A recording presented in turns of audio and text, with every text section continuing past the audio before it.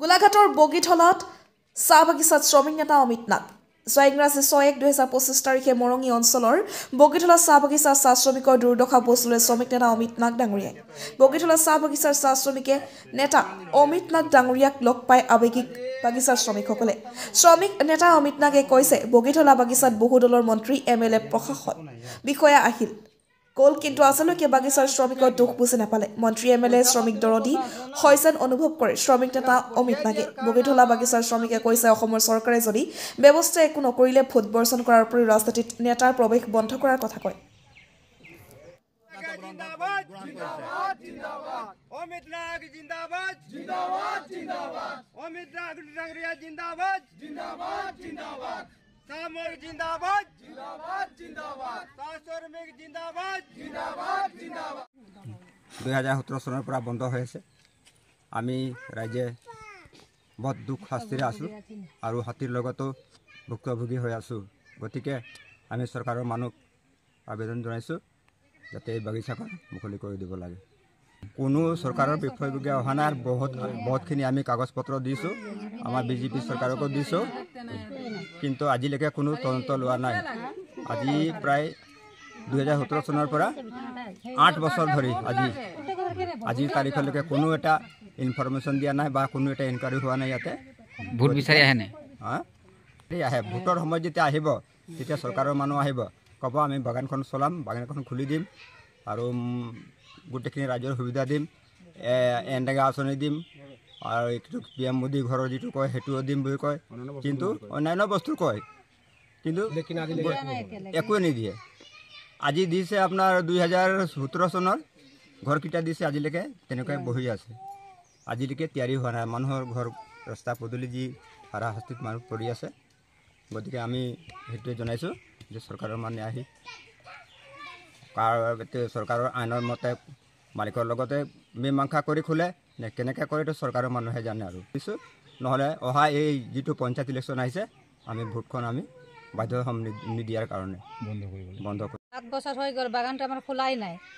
আজি ভোট আহিব আজি BJP আহিব AGP আহিব কংগ্ৰেছ আহিব বাগানটো আপোনালোকৰ খুলি দিম আপুনি চিন্তা নকৰিব সেনেকা কয় আমি তো ভোট দি দিওঁ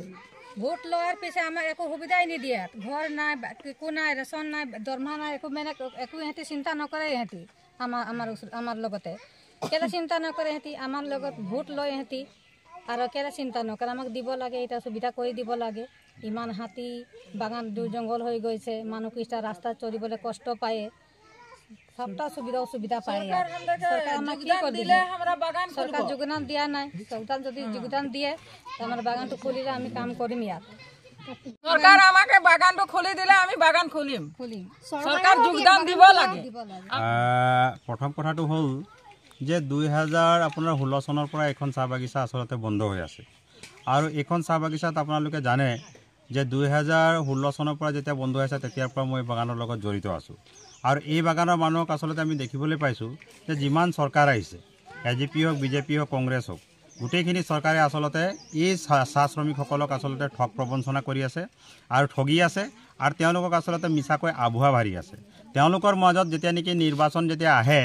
নিৰ্বাচন আহিলে তেওঁলোকে ভোট বিচাৰি আহে আৰু ভোট বিচাৰি আহি মেলি পেলাই তেওঁলোকে কয় যে আপোনালোকক এনৰেগাৰ কাম কৰি দিয়া হ'ব আপোনালোকৰ আই ঘৰ বনাই দিয়া হ'ব আপোনালোকক NRLত সংস্থাপন দিয়া হ'ব কিন্তু ইয়াত আমি আহিবলৈ দেখিবলৈ পাইছোঁ গোটেইখিনি ফাঁকি ইয়াত কোনো এটা কাম হোৱা নাই আপোনালোকে নিজে চাওক ৰাস্তা পদূলিকে ধৰি মেলি পেলাই চাহ বাগিচা আপোনালোকে নিজে নিৰীক্ষণ কৰক আৰু চাৰিওফালে চাওক ইয়াত হাতী আৰু মানুহ একেলগে বসবাস কৰিবলগীয়া হৈছে আৰু বহু কষ্টত আসলতে ইয়াৰ চাহ শ্ৰমিকসকল চলিবলগীয়া হৈছে বৰ দুখৰ বিষয় এনেকুৱা আসলতে মই ভাবোঁ যে আমাৰ অসমত যে 850ৰো অধিক বা হাজাৰটা যি চাহ বাগিচা আছে তাৰ ভিতৰত আটাইতকৈ ফটো লগা আৰু দুখ লগা কিন্তু আসলতে আমি দেখিবলৈ পাইছোঁ চাহ বাগান আসলতে আমাৰ গোলাঘাট জিলাৰ বগীতলা চাহ বাগান এতিয়া আমি দেখিবলৈ পাইছোঁ যে যিবিলাক আই ঘৰ চৰকাৰে দিছিলে সেইবিলাকো ইয়াত বনাবলৈ দিয়া নাই আৰু যিবিলাক নেকি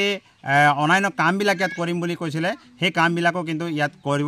কৰিব বিচৰা নাই তো অসমৰ মাননীয় মুখ্যমন্ত্ৰী মহোদয় আমি আসলতে বগীতলা চাহ বাগিচাৰ যি স্মাৰক পত্ৰ দি এইখন বাগান চাহ বাগিচা খুলিব লাগে বুলি দি আসলতে আমি ভাগৰি পৰি গৈছোঁ কিন্তু তেখেতে আসলতে বাগান আসলতে খুলি দিয়া নাই কিন্তু আমি দেখিবলৈ পাইছোঁ তেখেতে বাগান ক্ৰয় কৰিছে তেখেতৰ মিছেছে কিন্তু বাগান ক্ৰয় কৰিছে সেইকাৰণে আমি অনুৰোধ জনাইছোঁ যে বগীতলা চাহ বাগিচা যি বাগানখন আছে আপুনি নতবা আপোনাৰ মিছেছ ৰিণিকী ভূঞা ডাঙৰীয়ানীয়ে এই বাগানখন ক্ৰয় কৰক আৰু ক্ৰয় কৰি মেলি পেলাই আপোনালোকে নিজে এই বাগানখন চলোৱাৰ সিদ্ধান্ত আপোনালোকে গ্ৰহণ কৰক আমাৰ তৰফৰ পৰা আমি দাবী জনাইছোঁ গতিকে এনেকৈ যদি চাহ শ্ৰমিকক সদায় ঠগি থকা হয় প্ৰতাৰণা কৰা হয় ভোটৰ সময়ত মাত্ৰ ভোট ল'বলগীয়া হয় ইয়াতকৈ আৰু দুখৰ বিষয় হ'ব পাৰে নেকি